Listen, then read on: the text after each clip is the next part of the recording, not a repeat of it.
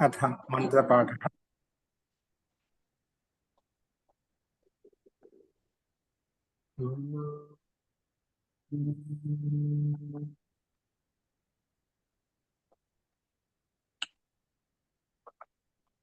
सहनाववतु सहनौ भुनक्तु सह वीर्यं करवावहै तेजस्विनावधीतमस्तु मा विद्विषावहै।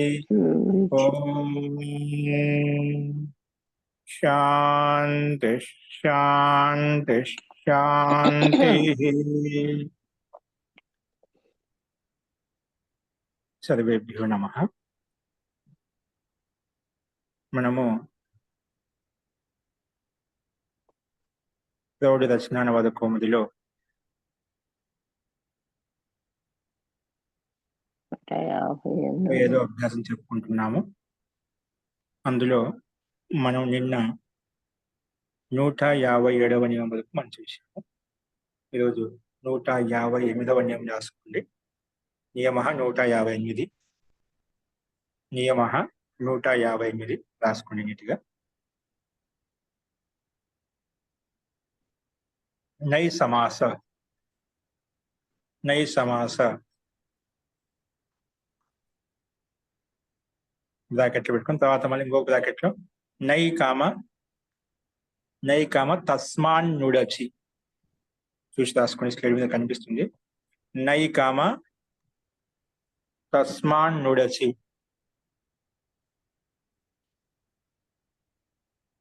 తస్మాన్ నుడచి.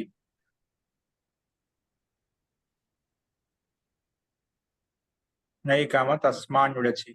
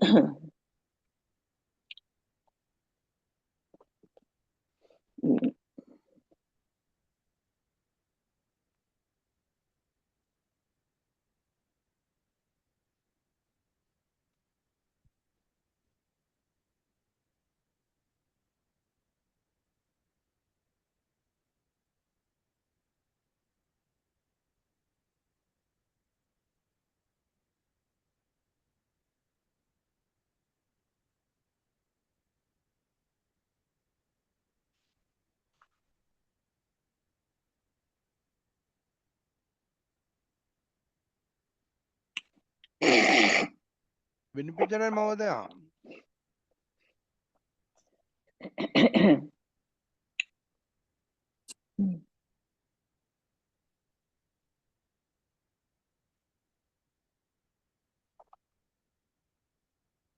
కొంచెం అందరూ మ్యూట్ చేసుకోండి.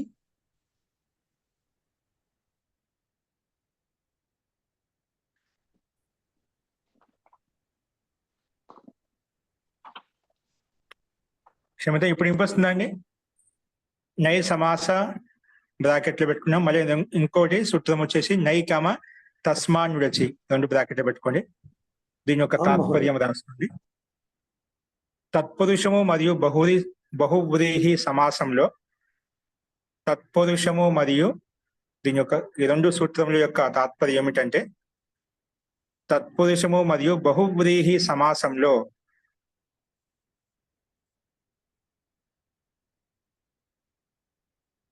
నై సమాసం వస్తుంది.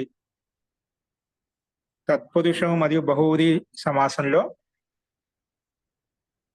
నై సమాసం వస్తుంది.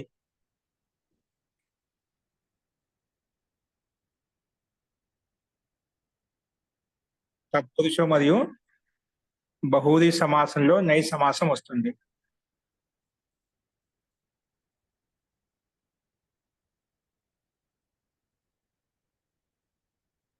నై శబ్దానికి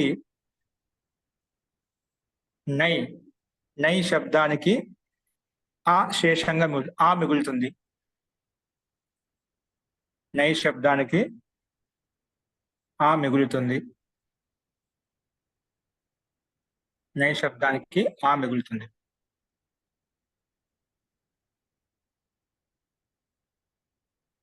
నై శబ్దానికి ఆ మిగులుతుంది.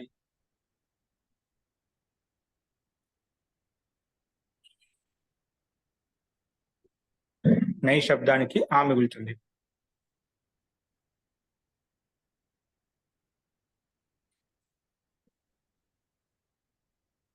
నెక్స్ట్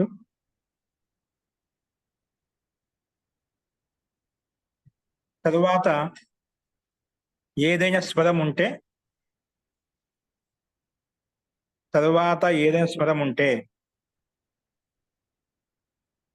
తరువాత ఏదైనా స్వరం ఉంటే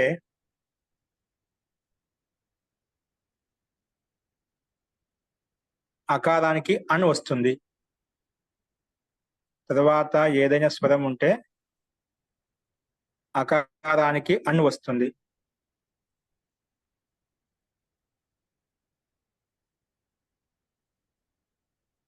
అకారానికి అన్ను వస్తుంది.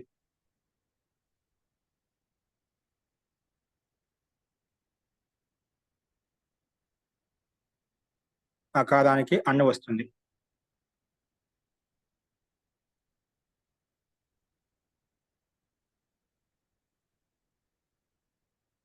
తత్పురుషం మరియు ఏం చెప్పాము? తత్పురుషం మరియు బహువ్రీహి సమాసంలో నై సమాసం వస్తుంది. నై శబ్దానికి ఆ మిగులుతుంది. తరువాత ఏదైనా స్వరం ఉంటే తరువాత ఏదైనా స్వరానికి ఆ ఉంటే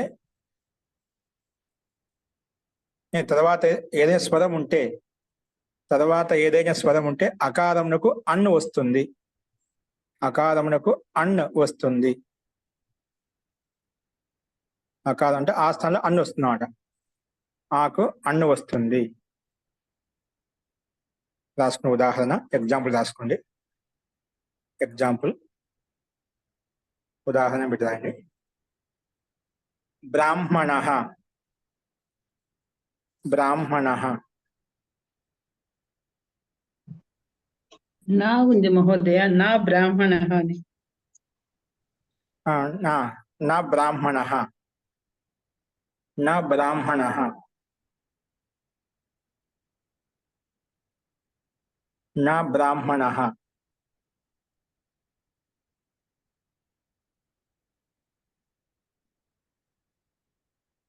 నా బ్రాహ్మణః. అబ్రాహ్మణః. నా బ్రాహ్మణ ఇజ్ ఈక్వల్ టు అబ్రాహ్మణః. నై శబ్దం అంటే నా అని. ఆ నాకేం మిగులుతుంది? ఆ మిగులుతుంది అన్నమాట. ఓకేనా? అందుకే నా బ్రాహ్మణ అబ్రాహ్మణ. నా బ్రాహ్మణ ఇజ్ ఈక్వల్ టు అబ్రాహ్మణ. నా ప్లస్ బ్రాహ్మణ. నా శబ్దానికి తర్వాత ఏముంది? బ్రాహ్మణలో మొదటి అక్షరం ఏంటి? బ్రా అంటే వ్యంజనాక్షరం. వ్యంజనాక్షరం ఉన్నప్పుడు నా స్థానంలో ఆ మిగులుతుంది అన్నమాట. నాకేం మిగులుతుంది? ఆ మిగులుతుంది. నా బ్రాహ్మణ అబ్రాహ్మణ. అలాగే రెండో రాసుకున్న ఉదాహరణ నా పుత్ర యస్య సహ. ఎవరికైతే పుత్రుడు లేడో అపుత్ర అంటాం. నా పుత్ర యస్య సహ అపుత్ర. నా పుత్ర అపుత్ర రాసుకోవచ్చు డైరెక్ట్ గా. అంటే బహుళ సమాసం చూపించారు ఇక్కడ. అట్లా కూడా రాసుకోవచ్చు అని చెప్పి. నా పుత్ర యస్య సహ అపుత్ర. ఎవరికైతే పుత్రుడు లేడో అపుత్ర అంటాం. నా పుత్ర యస్య సహ అపుత్ర.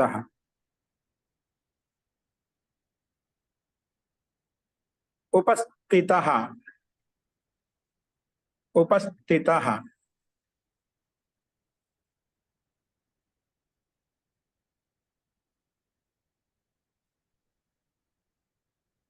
నా ఉపస్థితః నా కూడా పెట్టుకోండి. నా ఉపస్థితః ప్లస్ నా ప్లస్ ఉపస్థితః ఇజ్ ఈక్వల్ టు అనుపస్థితః. నా ప్లస్ ఉపస్థితః. నా శబ్దానికి పక్కనే ఉంది ఉపస్థిత మొదటి అక్షరం ఊ అంటే స్వరాక్షరం. చెప్పా ఏదో తర్వాత ఏదైనా స్వరం ఉంటే అంటే నై శబ్దానికి తర్వాత ఏదైనా స్వరం ఉంటే అక్కడ ఏమొస్తుంది? అన్ను వస్తుంది అన్నమాట. ఏమొస్తుంది? నా స్థానంలో అన్ను వస్తుంది. అన్నలో నకారము హలంతం కాబట్టి పక్కనే ఉపస్థిత శబ్దంలో ఉండే ఊ కలుపుకుంటే అనుపస్థిత అయిపోయింది అన్నమాట. అన్ను ప్లస్ ఉపస్థిత అనుపస్థిత. అర్థమైంది అనుకుంటాను. నా ప్లస్ ఉపస్థిత ఇది ఈక్వల్ టు అనుపస్థిత. అన్ను ఉపస్థిత కలిపి రాశాము కాబట్టి అనుపస్థిత అయిపోయింది. నా ఉపస్థిత అనుపస్థిత. నా ఉపస్థిత అనుపస్థిత.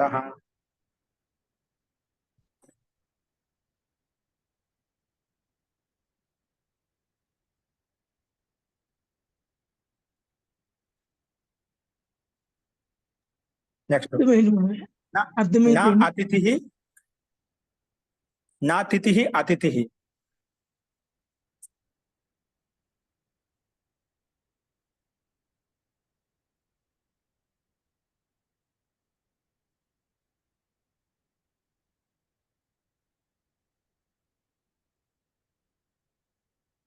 నా తిథి అతిథి. తిథి ఉండదని అతిథి అంటామట. నా ప్లస్ తిథి అతిథి.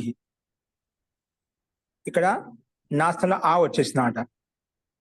నెక్స్ట్ నా జ్యః అజ్యః. నా జ్యః ప్లస్ అజ్యః. తెలియనివాడు అజ్యః అజ్యో వై బాలః అంట కదా. నా జ్యః ఇజ్ ఈక్వల్ టు అజ్యః. పక్కన స్వరం ఉంటే నా స్థలం ఆ వస్తుంది. పక్కన స్వరం ఉంటే నా స్థలం అన్ వస్తుంది. ఒకవేళ పక్కన వ్యంజనం ఉంటే మొదటి అక్షరము అక్కడ నా స్థలం ఆవనే వస్తున్నాడు. ఇప్పుడు నా జ్యః వ్యంజనం కాబట్టి ఆ వచ్చేసినాడు. నా తిథి అతిథిలో తి వ్యంజనం కాబట్టి ఆ వచ్చేసింది అన్నమాట. ఎక్కడైతే నకారం తర్వాత స్వరం ఉంటే అప్పుడు నా స్థానంలో అన్ వస్తుంది. ఓకే, దానికి ఉదాహరణ నా ఉపస్థిత అనుపస్థిత. నా అతిథి నా తిథి అతిథి ఏకస్వరం వ్యంజనం చూపించాం. నా అజ్యః నా జ్యః అజ్యః. నా జ్యః అజ్యః. నా జ్యః అజ్యః. నా జ్యః అజ్యః.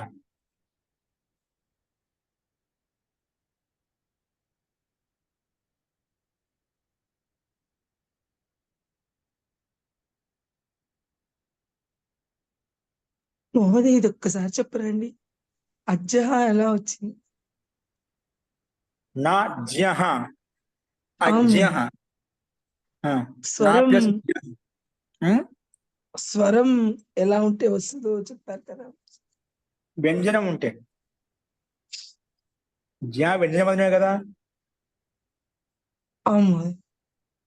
వ్యంజనాలు ఉంటే నా స్థలంలో ఆ వస్తుంది. స్వరాలు ఉంటే నా స్థలంలో నా స్థలంలో అన్ వస్తుంది.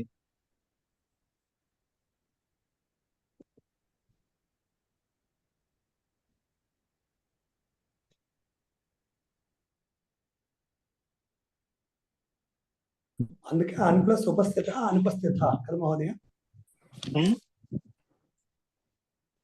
అన్ ప్లస్ ఉపస్థిత అనుపస్థిత.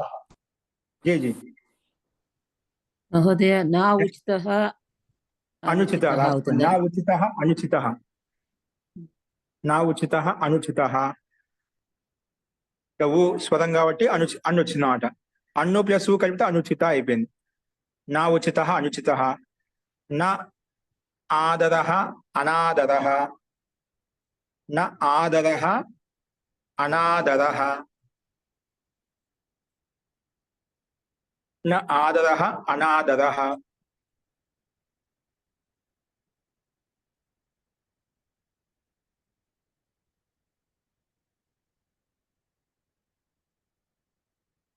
నా ఈశ్వరవాది నా ఈశ్వరవాది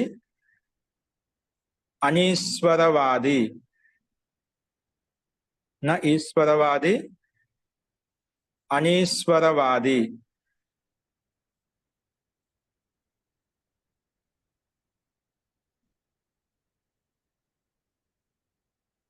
నా ఈశ్వరవాది అనీశ్వరవాది.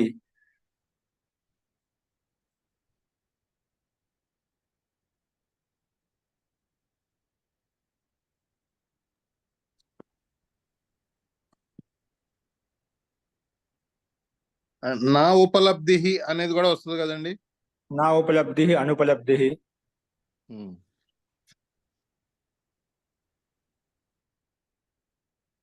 నా ఈశ్వరవాది నా ఈశ్వరవాది అనీశ్వరవాది. అన్ నా అన్న వచ్చింది, పక్కన ఈశ్వరవాది కలుపుకుంటే అనీశ్వరవాది.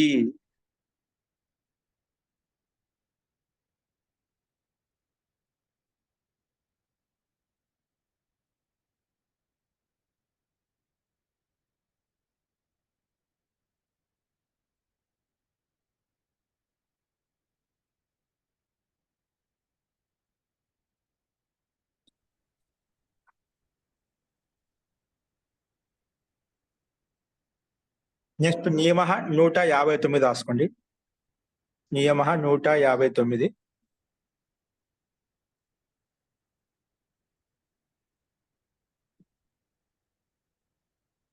అలుక్ సమాస. అలుక్ సమాస అంటే అలుక్ సమాసం. అలుక్ సమాస నియమ 159 రాసుకోండి.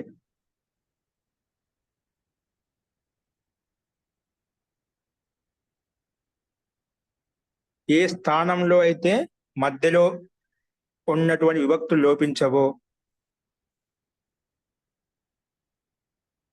అంటే ఏ సమాసంలో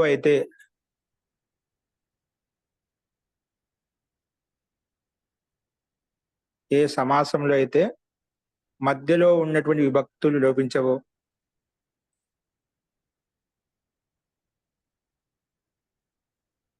ఏ సమాసంలో అయితే మధ్యలో ఉన్నటువంటి విభక్తి లోపించదో,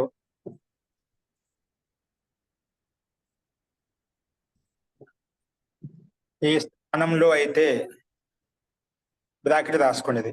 ఏ స్థానంలో అయితే అనేది, ఏ సమాసంలో అయితే అంటే ఏ స్థానంలో అయితే మధ్యలో ఉన్నటువంటి విభక్తి లోపించదో ఆ సమాసాన్ని అలుక్ సమాసం అంటాము. ఆ సమాసాన్ని అలుక్ సమాసం అంటాము.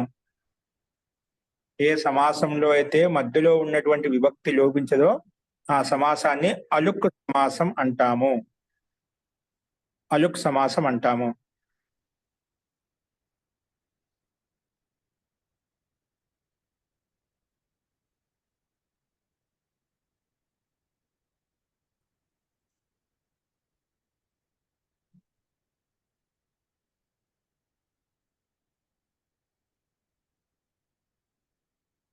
విభక్తి లోపము ఈ స్థానం యందు రాదు.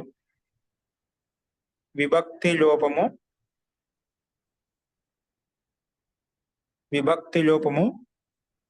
ఈ స్థానం యందు రాదు.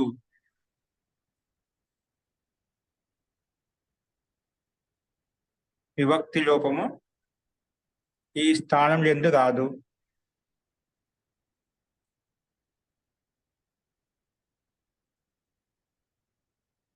విభక్తి లోపం ఈ స్థానం యందు రాదు. ఏమిటంటే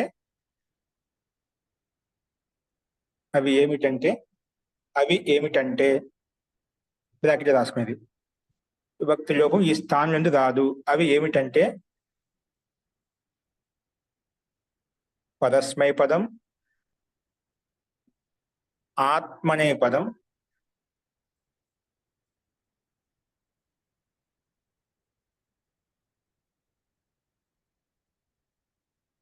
ఆత్మనే పదం,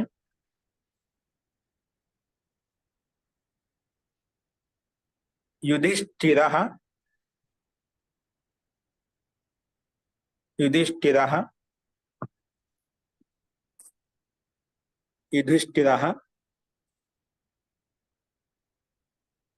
కమ కంటే కాలః బ్రాకెట్ శివః. కంటే కాలః బ్రాకెట్లో శివః. నెక్స్ట్ అంతేవాసిన్. చూసి రాసుకుని తప్పు లేకుండా. అంతేవాసిన్ బ్రాకెట్ శిష్యః. అంతేవాసిన్.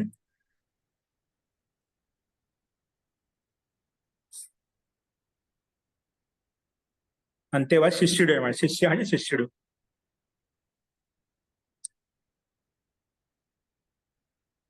పశ్యతో హరః.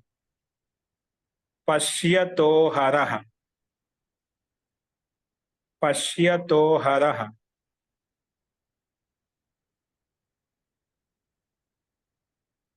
పశ్యతో హరః.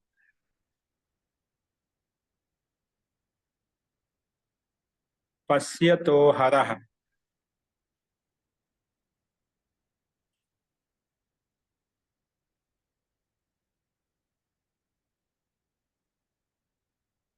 పశ్యతో అంటే స్వరం సునాద డాకు.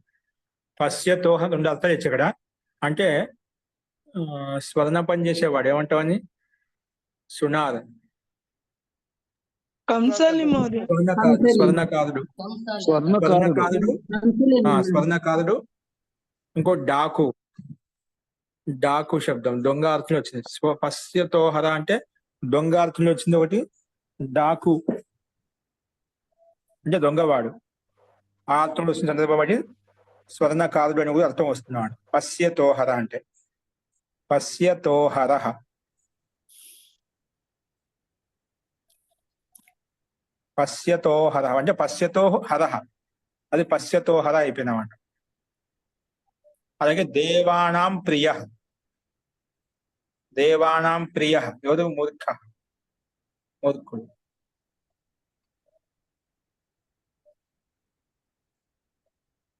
దేవానాం ప్రియ ఎవరు? ప్రియమైన వాడు మూర్ఖ, మూర్ఖుడు.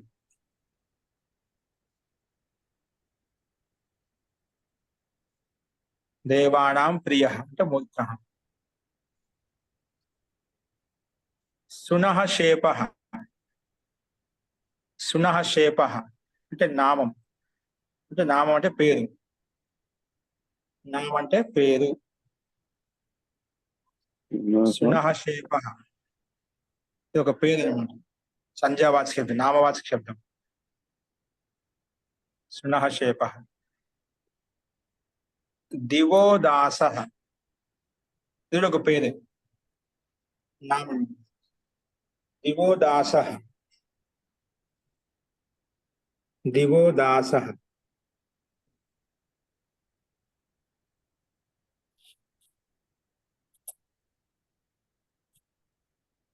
దివోదాస.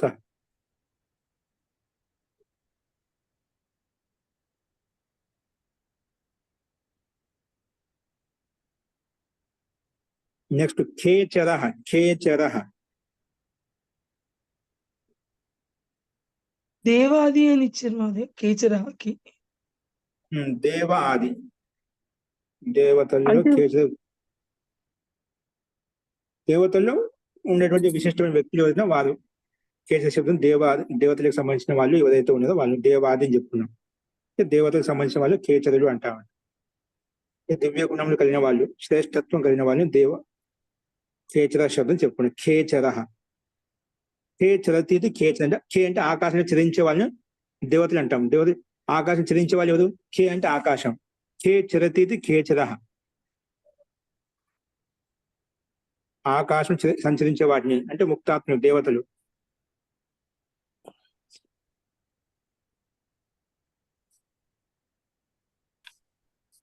నెక్స్ట్ కామజీ దేవు మొదలగు దేవు ఇత్యాది అని రాసుకోండి.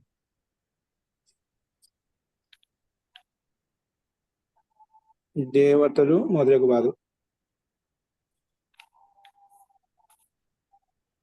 దేవు ఇత్యాది దేవతలు మొదలగు వారు. నెక్స్ట్ సరసిజం.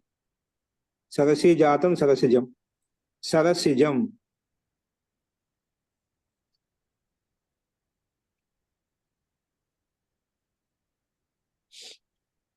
సరసిజం. సరసిజం అంటే కమలం, కమల పుష్పం.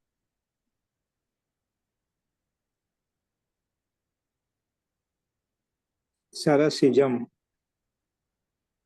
అంటే సరసి జాతం సరసి సప్తమి భక్తికి అలుక్ అనమాట. సరసిజంలో సప్తమి భక్తి. సరసి, సరసి జాతం సరసిజం.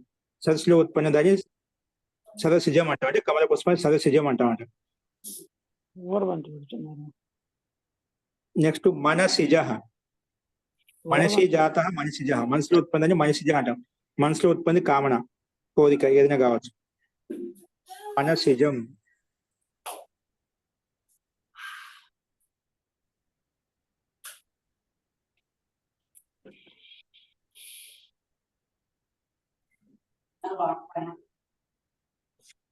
మనసిజ, మనసి జాత మనసిజ.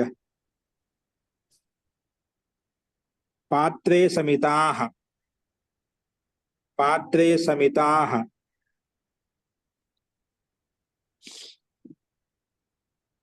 పాత్రే సమితాః.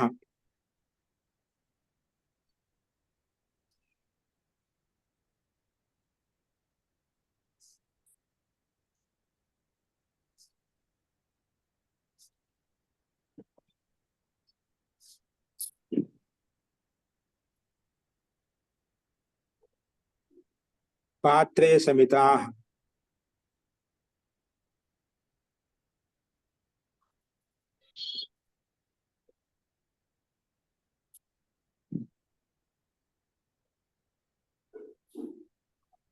పాత్రే సమితాః అంటే తినటానికి తోడు ఉన్నవాళ్ళు, ఖానేకి సాథి, తినటానికి తోడుగా ఉండేవాళ్ళు, తినటానికి తోడుగా ఉండేవాళ్ళు. అంటే పాత్రే సమిత అంటే పాత్ర తినటానికి. ఇక్కడ అర్థం ఇది తీసుకోబడింది. అంటే పాత్రే సమితాః, పాత్ర అంటే తినటానికి అందరు తోడు అయిపోతాడు, అందరూ కలుస్తాం అన్నమాట. అలాగా ఏదో భోజన టైంకి అందరూ వచ్చేది అంట కదా, అలాగా పాత్రే సమితాః. భోజన టైంకి అందరూ కూడా సమూహంగా వచ్చేసారు. అంటే ఎక్కువ ఫంక్షన్లలో కార్యక్రమాలు చూస్తుంటామాట. కార్యక్రమానికి ఎవరు ఉండదు కానీ ఆ భోజన టైంకి అంతా అలా వస్తూ ఉంటుంది అన్నమాట. అంటే సహజంగా అన్ని చోట్ల జరుగుతూ ఉంటుంది అన్నమాట. భోజన టైంకి అంతా వస్తూ ఉంటుంది అన్నమాట. ఎక్కడ ఉన్నాడు వివాహాది కార్యక్రమాలు కానీ ఎక్కడైనా చూస్తాం, ఆ టైంకి అందరూ అక్కడికి వచ్చేస్తుంది అన్నమాట. పాత్రే సమితాః, పాత్రే అంటే మన అర్థాపత్తి ప్రకారంగా అంటే భోజన పాత్ర సమయానికి అందరూ వచ్చేస్తారు అన్నట్టుగా. పాత్రే సప్తమి భక్తికి అలుక్ అయిపోయింది అనమాట. పాత్రే సమితాః. గేహే శూరః, ఇంటిలో శురత్వం చూపిస్తుంటాడు, బయట మాత్రం గేహే శూరః, ఇంటిలో మాత్రం సూర్యుడు అంటే వీరుడు. గేహే శూరః.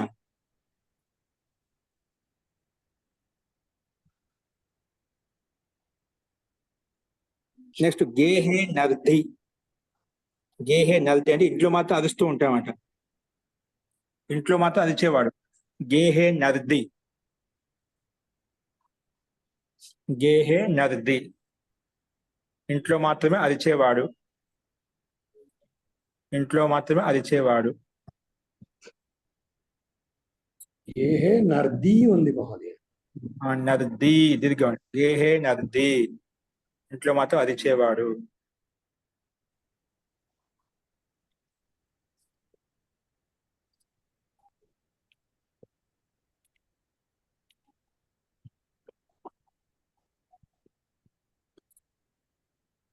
ఓకేనా.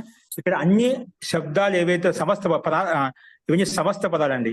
ఇక్కడ మనకు ఈ సమస్త పదంలో మధ్యలో విభక్తి ఉండకూడదు.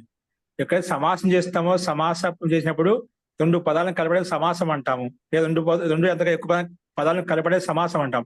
అలా సమాసానికి మధ్యలో వచ్చిన విభక్తులు సామాన్యంగా లుక్ అయిపోతాయి, సిద్ధాంతం లుక్ అయిపోవాలి. కానీ కొన్ని చోట్ల లుక్ కావు. ఆ లుక్ ఎక్కడ కావు ఆ శబ్దాలు మనం చెప్పుకున్నాం. పరస్మై పదం, పరస్మై పదుల కొరకు పదం, ఈ పదం ఉపయోగించి పరస్మై పదం అంటామట. ఇక్కడ పరస్మై సప్తమి విభక్తి చతుర్థి విభక్తిగా లుక్ కాదు. లుక్ అంటే కనిపించకుండా చేయడం అన్నమాట. అంటే ఆ పదం ఉండదు, చతుర్థి విభక్తి ఉండదు అన్నమాట. అంటే ఇక్కడ చతుర్థి విభక్తి కనిపిస్తుంది అన్నమాట. అందుకే లుక్ కాలేదు అంటే అలుక్కు చేశాను. లుక్ కానిది నా లుక్ అలుక్కు. ఓకేనా. ఇక్కడ లుక్ కానిదిగా చతుర్థి విభక్తి కనిపిస్తుంది. పరస్మై చతుర్థి విభక్తి ఏకవచనంలో. సరస్మై సర్వస్మై తస్మై కస్మై అంటాం కదా, అలాగా పరస్మై పదం ఇక్కడ చతుర్థి విభక్తిగా అలుక్ అయిపోయింది. అలాగే ఆత్మనే పదం, ఆత్మనే, ఇక్కడ ఆత్మనే చతుర్థి విభక్తి. ఇక్కడ కూడా లుక్కు కాలేదు. లుక్కు కావాలి మన చతుర్థి విభక్తికి, లుక్కు కాలేదు. యుధిష్ఠిర, యుధి తిష్టది యుధిష్ఠిర, యుద్ధంలో స్థిరంగా ఉండేవని యుధిష్ఠిరుడు అంటామట. యుధి ఇక సప్తమి విభక్తి, ఇక్కడ సప్తమి విభక్తిగా లుక్కు కాలేదు అన్నమాట. యుధిష్ఠిర. అలాగే కంటే కాల, కంఠంలో కాల అంటే కంఠంలో విషం ఉంది ఎవరికైతే, ఎవరికి ఆ శివుడికి అన్నమాట. కంటేలో సప్తమి విభక్తి మధ్యలో కంఠాంగి కాలసు, ఇక్కడ సప్తమి విభక్తిగా లుక్కు కాలేదు, అందుకే కంటే అక్కడ సప్తమి విభక్తి కనిపిస్తుంది. సమాసం చేసిన పదానికి అంటే సమస్త పదానికి మధ్యలో విభక్తి ఉండకూడదు. విభక్తి ఉన్నట్లయితే అది అక్కడ విశేష సందర్భంలో మాత్రమే ఉంటాయి. ఆ విశేష సందర్భాలు ఏవని కొన్ని మనం చెప్పుకుంటున్నాం, చాలా ఉన్నాయి. కొన్ని ఇక్కడ మనకు ఈ సందర్భంలో కంటే కాలహ, అలాగే అంతే వాసిన, అంతే వాసిన, ఇక్కడ అంతే సప్తమి విభక్తిగా సమీపం, ఇక్కడ అంతే సమీపార్థంలో ఉంది. ఇక్కడ కూడా లోపం కాలేదన్నమాట. అంతే శబ్దంలో ఏకాలం అలాగే ఉంది. అంతే వాసిన శిష్యుడు సమీపంగా ఉండేవారు అన్నమాట. అంత సమీపంగా వాసన చేసేవాడిని అంతే వాసి అంటాడు. ఇప్పుడు గురువుకి సమీపంగా ఉండి వాసం చేస్తూ అక్కడ ఉంటూ నివసిస్తూ నివాసంగా ఉంటూ గురుకులలో ఉంటూ అక్కడ యమ నియమాలను పాటిస్తూ క్రమ పద్ధతిలో ఉంటూ విద్యార్థిని విద్య అధ్యయనం చేసేవాడు, విద్యను అర్జించేవాడు, ప్రాచీన సంప్రదాయాలను నేర్చుకునేవాడు. పశ్యతో హరహ, పశ్యతో షష్ఠి విభక్తి ద్వివచనం అండి. షష్ఠి ద్వివచనం కావచ్చు, షష్ఠి సప్తమి విభక్తి ద్వివచనం కావచ్చు అన్నమాట. ఇక్కడ పశ్యతో హరహ, ఇక్కడ పశ్యతో, ఇక్కడ షష్ఠి విభక్తి ద్వివచనం కూడా అలుక్ అయిపోయింది, లుక్కు కాలేదు అన్నమాట. పశ్యతో హరహ. అలాగే దేవానాం ప్రియ, దేవతలకు ప్రియమైన వాడు ఎవరు? మూర్ఖుడు. దేవత అందరినీ ప్రియంగా చూస్తుంటామాట. మనలో భేదభావాలు ఉంటాయి కానీ వాళ్ళకి అటువంటివి ఉండవు. దేవానాం, ఇక్కడ షష్ఠి విభక్తి బహుశా ఇక్కడ లుక్కు కాలేదు, అలుక్ సమాసం, అందుకే. సునహ శేప, ఇక్కడ ప్రథమ విభక్తి లుక్కు కాలేదు. దివోదాస, దివోహ దాస, దివోదాస, ఇక్కడ కూడా లుక్కు కాలేదు. ఖేచర, చెప్పాను ఖే అంటే ఆకాశం, ఆకాశం తిరిగేటువంటి వారిని ఖేచరులు అంటాం. అంటే దేవతలే తిరుగుతుంది ఆకాశంలో. అంటే ఆకాశం తిరిగే పక్షులు ఉంటాయంటే అది ఆ సందర్భం. ఇక్కడ మనం దివ్య ప్రాణి, మనుష్య ప్రాణి తీసుకుంటాం, శ్రేష్ఠ ప్రాణి తీసుకుంటాం కాబట్టి ఆ సందర్భంలో తీసుకోవాలి. ఖేచరతి ఇది ఖేచర, సందర్భాన్ని బట్టి. దేవతలు మొదలగు వారు. సరసిజం, ఏ సప్తమి విభక్తికి అలుక్కు. మనసిజాత, మనసిజ, ఈ మనస్సుకి సప్తమి విభక్తులకు మనసి వస్తున్నమాట. ఇక్కడ అలుక్కు అయిపోయింది. పాత్రేలు కూడా అలుక్కు అయిపోయింది. పాత్రే సమితాహ. గేహే సుధ, గేహే సప్తమి విభక్తి, గేహే నదిక సప్తమి విభక్తి.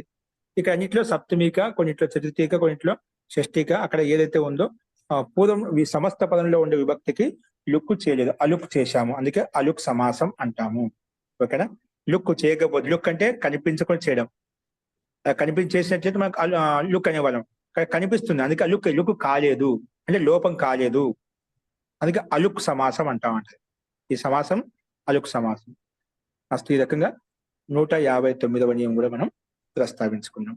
అస్తు, ఈ రకంగా అభ్యాసం 25లో ఉన్నటువంటి శబ్దకోశం మరియు అలాగే నియమాలు మనం ఇప్పుడు నెక్స్ట్ చూడండి. దీనికి సంబంధించి శబ్దకోశానికి సంబంధించి నియమాలకు సంబంధించి వాక్యాలు ఎలా ఉంటాయి, తెలుగు వాక్యాలు చూద్దాం. చెప్పండి. పాత్రే సమిత, కొంచెం చెప్పరా? ఏంటిది పాత్రే సమిత అంటే భోజన టయానికి అందరూ వెంట వస్తారు ఆ సందర్భంలో. ఓకేనా? సమిత అంటే అందరూ కలుస్తారు, ఏకత్రీకృతం అవుతారు. అలాగా కలిసి భోజనం చేయడం అనకూడదు. అలా కాదు, అంటే ఆ టైంకి వస్తాను, భోజన టైంకి అంతా వస్తాను తాత్పర్యం. సమ్మిళితులు అవుతారు, కలుస్తారు, అంతే. కలిసి తింటారు నాకు తాత్పర్యం కదా, కలుస్తాను ఆ టైంకి అంతా వచ్చేస్తాను. ఓకేనా? హలో, నమస్తే మహోదయ. జీ, నా వాయిస్ ఉందండి? వినిపిస్తుందండి.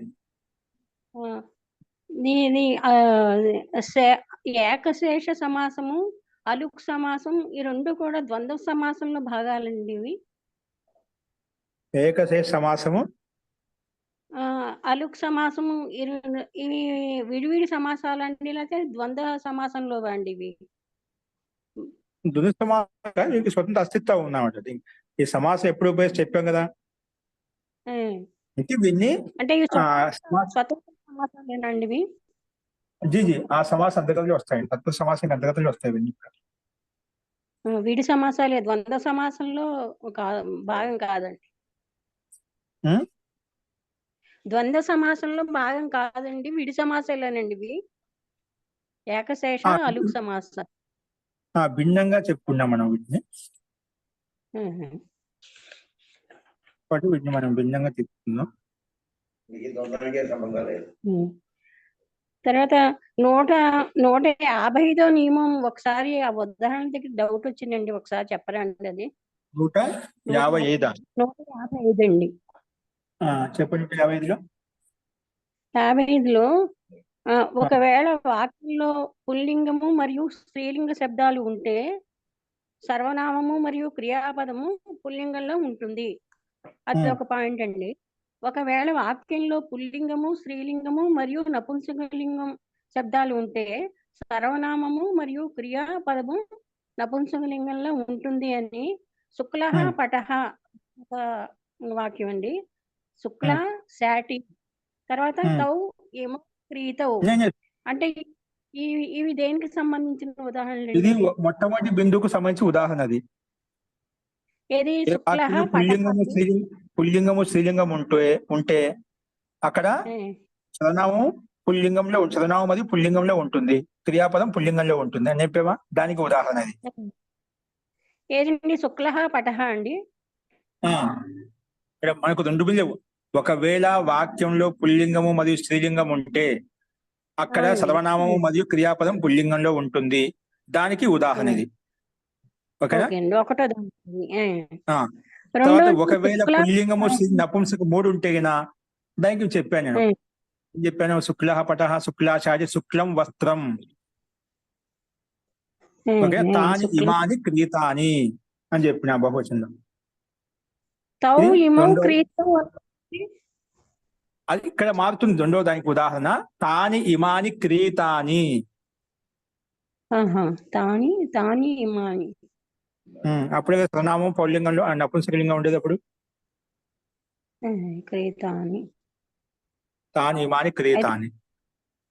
అయితే శుక్లః పటః కామ శుక్ల శాటి, తర్వాత ఇంకోటి ఏమిటండి? శుక్లం వస్త్రం.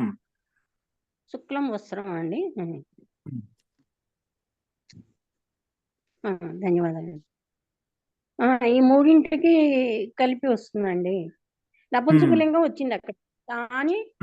పుల్లింగము స్త్రీ నపుంసకలింగం ఉన్నట్లయితే అప్పుడు సర్వనామము మరియు క్రియాపదం నపుంసకలింగంలో ఉంటుంది. అందుకే సర్వనామము తాని ఇమాని సర్వనామము, క్రీతాని క్రియాపదము, ఇది నపుంసకలింగం ఉంది. ఓకేనా? తాని ఇమాని సర్వనామం, క్రీతాని క్రియాపదము, 2 నపుంసకలింగం ఉండాలి. అది చూపించాం. అంటే నోట్స్ లో తౌ ఏమో క్రీతౌ అని ఉందండి, అంటే డౌట్ వచ్చింది. అంటే నేను క్లాస్ లో అది ఒకదానికి ఒకటి ఎగ్జాంపుల్ ఇచ్చారు. మన రెండో బిందువు కూడా అది ఉంది కాబట్టి మనం అర్థం చేసుకోవాలి. ఒక సంకేతం మాత్రం ఒకటి ఇచ్చామట, అది రెండో ఉదాహరణ రాలేదు. మనం ఈ రకం తీసుకోవాలి. అస్తు మహోదయ, అవగతం. ధన్యవాదాలు మహోదయ. శుక్లః పటఃలో మరి పుల్లింగం స్త్రీలింగం ఎక్కడ వచ్చింది మహోదయ? ఇప్పుడు శుక్లః పటః అన్నారు కదా, అందులో ఈ పటః అనేది క్రియ మహోదయ? శుక్లః పటః శుక్లః శాటి. శుక్లః పటః ఇది పుల్లింగం, శుక్లః పుల్లింగం, పటః పుల్లింగం. శుక్లా శాటి ఇది స్త్రీలింగం. ఓకే అండి. శుక్లం వస్త్రం ఇది నపుంసకలింగాలు. ఓకే, అస్తు మహోదయ. అస్తు మహోదయ. చూడండి, అభ్యాసం 25లో సంస్కృత వాక్యాలను తయారు చేయండి. తెలుగు వాక్యాలు సంస్కృతంలో అనువదించండి. తెలుగు వాక్యాలను సంస్కృతంలో అనువదించండి.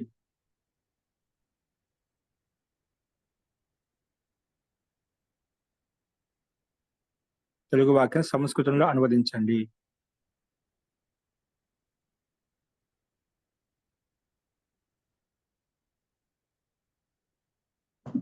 రాసుకోండి కాబిందు. ప్రాంచ్ ఉదంతి శబ్దాన్ని ఉపయోగించి వాక్య నిర్మాణం. ప్రాంచ్ ఉదంచ్ మరియు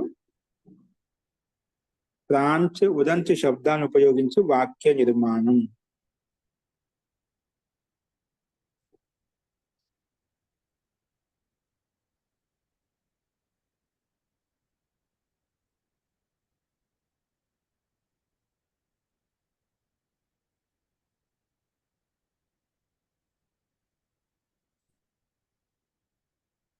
ఓకే, రాసుకోండి 1వ వాక్యం.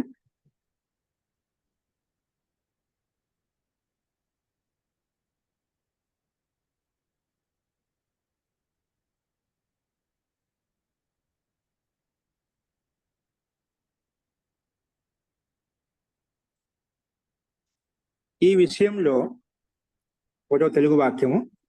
ఈ విషయంలో పూర్వము, పశ్చిమము,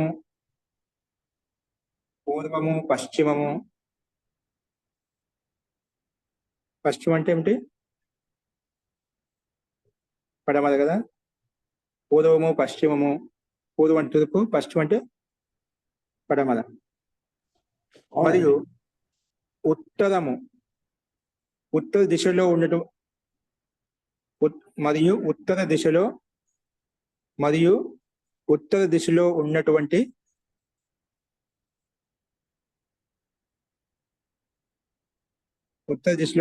వైయాకరణులలో అంటే పూర్వ దిశలో ఉన్నటువంటి, పశ్చిమ దిశలో ఉన్నటువంటి, ఉత్తర దిశలో ఉన్నటువంటి వైయాకరణులలో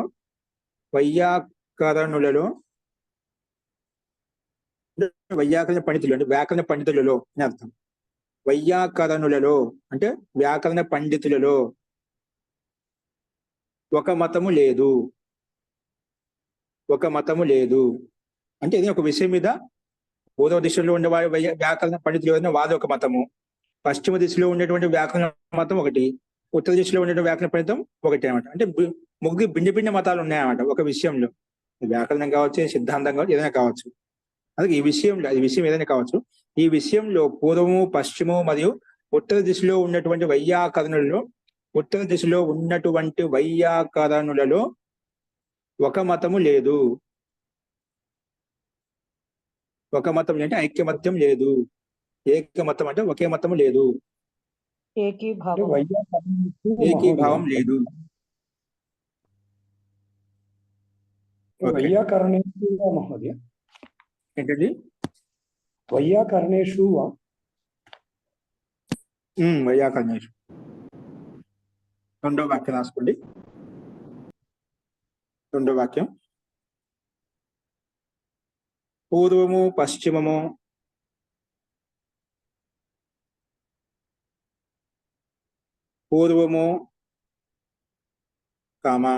పశ్చిమము మరియు ఉత్తర దిశలో ఉన్నటువంటి మనుషులు,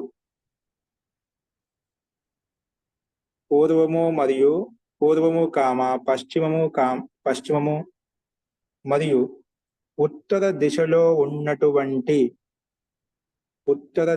ఉన్నటువంటి మనుషులు అంటే పూర్వ దిశలో ఉన్న మనుషులు, పశ్చిమ దిశలో ఉన్న మనుషులు, ఉత్తర దిశం యొక్క మనుషులు అన్నమాట.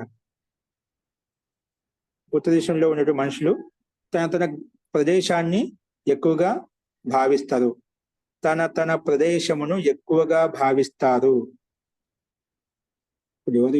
ఎవరి ప్రాంతం వరకు శ్రేష్టంగా ఉంటుంది అన్నమాట. తన ప్రాంతాన్ని, తన ప్రదేశాన్ని, తన ప్రదేశమును ఎక్కువగా భావిస్తారు. తన ప్రదేశమును ఎక్కువగా భావిస్తారు. తన ప్రదేశమును ఎక్కువగా భావిస్తారు.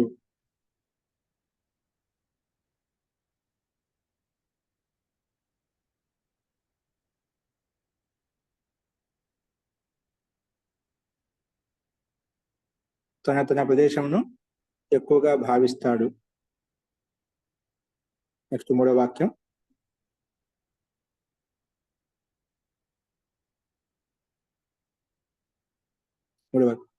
పూర్వ దిగ్భాగంలో సూర్యుడు ఉదయిస్తాడు. మహోదయ, ఈ వాక్యం ఒకసారి చెప్తారా మహోదయ? ఏంటండి? ఈ వాక్యం మళ్ళీ ఒకసారి చెప్తారా మహోదయ? పూర్వము, పశ్చిమము మరియు ఉత్తర దిశం యొక్క ప్రజలు, లోకంటే ప్రజలు లేదా మనుషులు అని చెప్పుకున్నాను, ఇష్టం ప్రజలు అయినా మనుషులు మీద.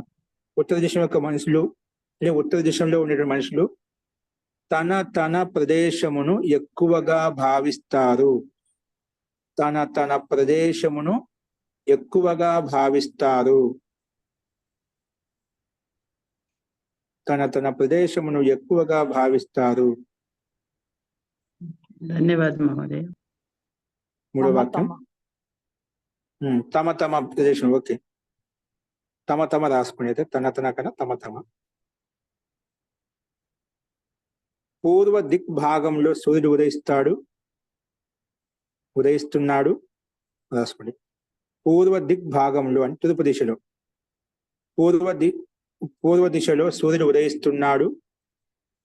పూర్వ దిశలో అంటే తూర్పు దిశలో సూర్యుడు ఉదయిస్తున్నాడు మరియు పశ్చిమ దిశలో అస్తమిస్తున్నాడు.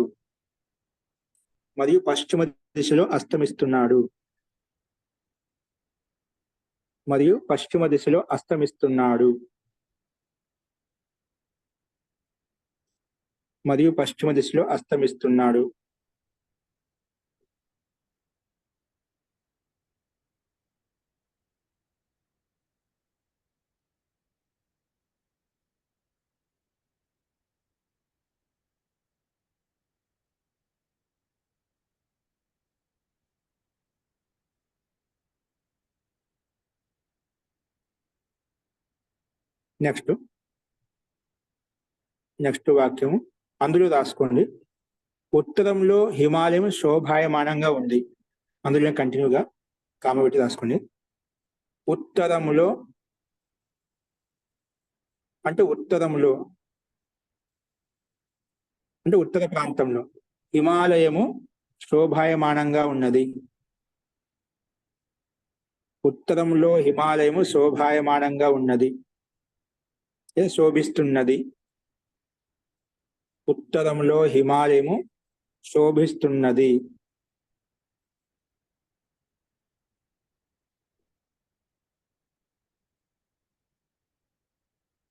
ఉత్తర దిశలో హిమాలయము శోభిస్తున్నది.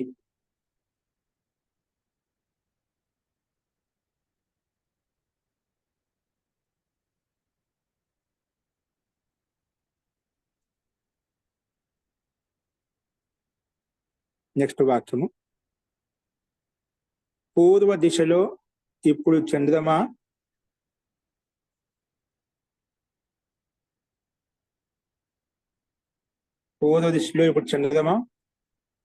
వస్తున్నాడు మరియు సూర్యుడు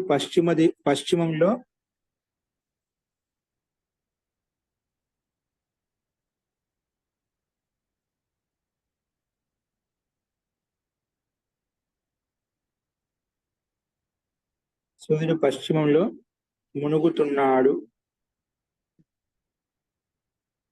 అస్తమిస్తుంది రాసుకోండి. చిప్రహ దాక్కుంటున్న పదం మనకు తెలుగులో బాగుండదు. చిప్క శబ్దం దాక్కోవడం అన్నమాట. ఇక్కడ ఉదయిస్తున్నా, అక్కడ అస్తమిస్తున్నాడు. ఓకే, పూర్వ దిశలో ఇప్పుడు చంద్రమా ఉదయిస్తున్నాడు, సూర్యుడు పశ్చిమ దిశలో అస్తమిస్తున్నాడు. అది మన సేమ్ వాక్యం. అంటే చంద్రమాకు సమయం కూడా రాత్రి టైంలో ఇక్కడ అంటే ఉదయించడమే కాబట్టి అలా రాసుకున్నాం. పూర్వ దిశలో ఇప్పుడు చంద్రమా ఉదయిస్తున్నాడు మరియు సూర్యుడు పశ్చిమ దిశలో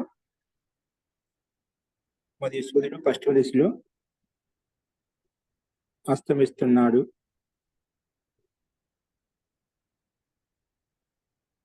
అందులో ఉత్తరంలో హిమాలయం ఉంది. అందులోనే ఉత్తరములో హిమాలయము ఉంది. అంటే హిమాలయ పర్వతం. ఉత్తరంలో హిమాలయం ఉందంటే హిమాలయ పర్వతం ఉందని అర్థం. ఉత్తరంలో హిమాలయము ఉంది.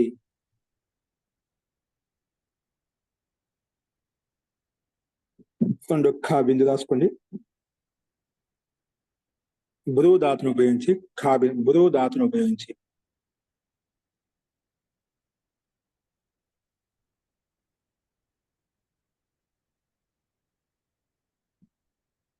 నేను శకుంతల యొక్క విషయంలో చెప్తున్నాను.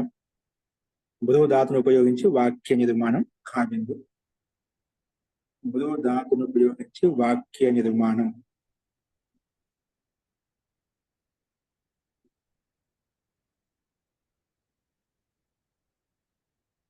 నేను శకుంతల యొక్క విషయంలో చెప్తున్నాను. నేను శకుంతల యొక్క విషయంలో చెప్తున్నాను. నేను శకుంతల యొక్క విషయంలో చెప్తున్నాను.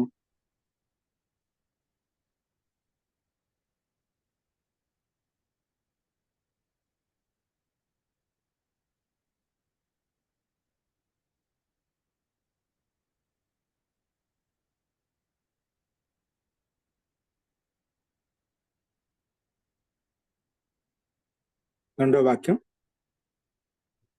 అతడు బాలకుడికి ధర్మం చెప్తున్నాడు. అతడు బాలకునికి ధర్మం చెప్తున్నాడు. అతడు బాలకునికి ధర్మము చెప్తున్నాడు.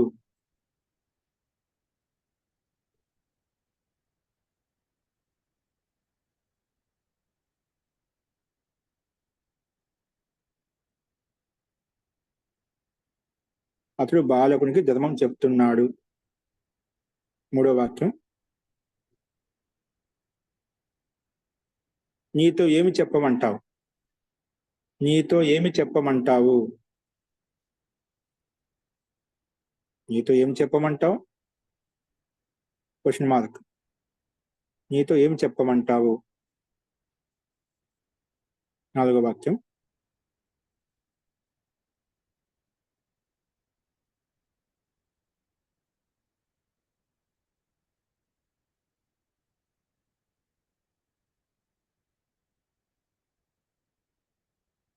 సజ్జనులు, నెక్స్ట్ వాక్యం, సజ్జనులు పని చేత తన ఉపయోగితను చెప్తారు. సజ్జనులు పని చేత తన ఉపయోగితను ఉపయోగాన్ని చెప్తారు.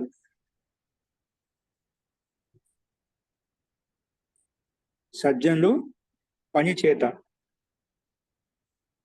తన ఉపయోగాన్ని చెప్తారు.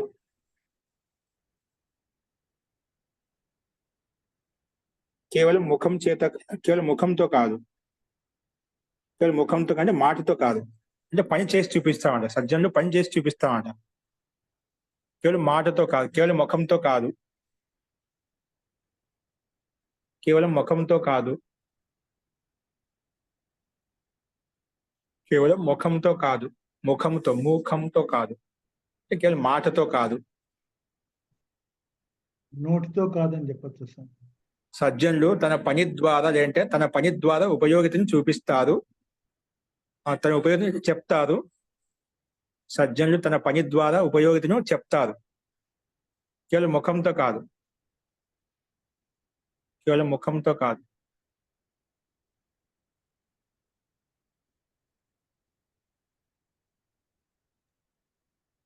నా 4 ప్రశ్నలకు సమాధానం ఇవ్వు. నా 4 ప్రశ్నలకు సమాధానం ఇవ్వు. నా 4 ప్రశ్నలకు సమాధానం ఇవ్వు. నా 4 ప్రశ్నలకు సమాధానం ఇవ్వు.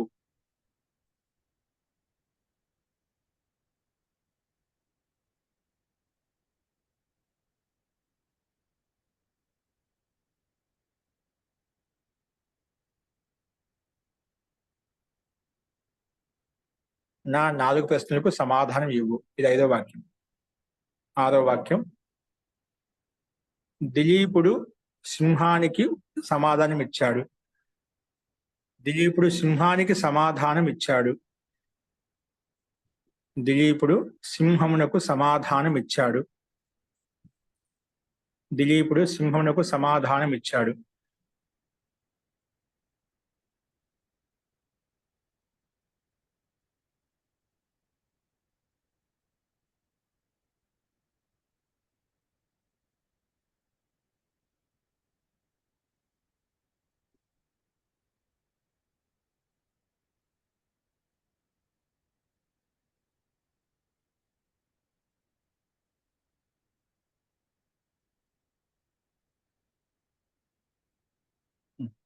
నెక్స్ట్ వాక్యం, సత్యము చెప్పు, ప్రియంగా మాట్లాడు, సత్యం మాట్లాడు, ప్రియంగా మాట్లాడు,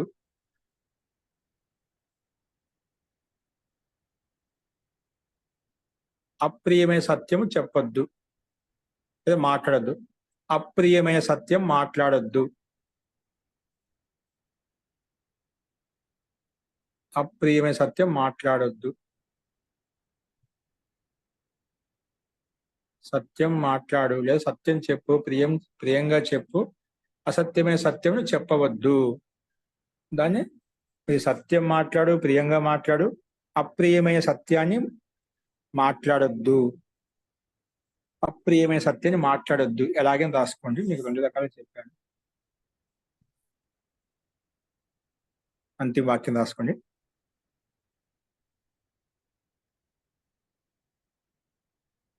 నేను చెప్పాను 8వ వాక్యం.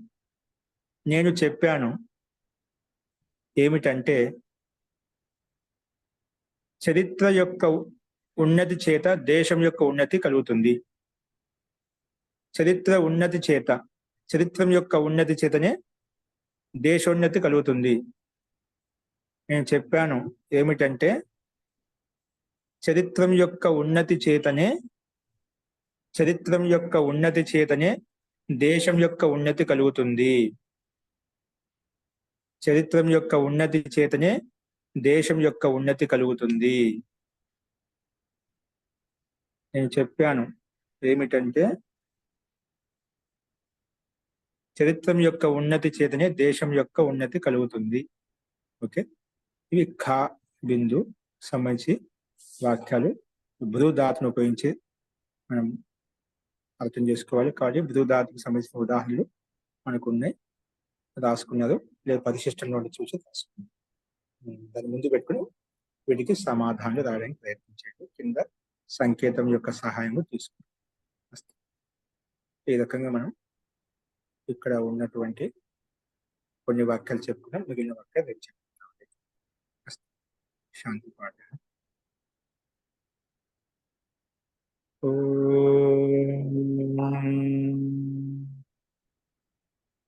సర్వే భవంతు సుఖినః, సర్వే సంతు నిరామయాః, సర్వే భద్రాణి పశ్యంతు, మా కశ్చిత్ దుఃఖభాగ్ భవేత్.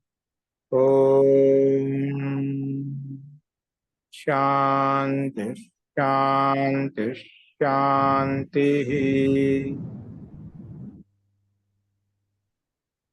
సర్వేభ్యో నమః. అందరికీ నమస్కారం.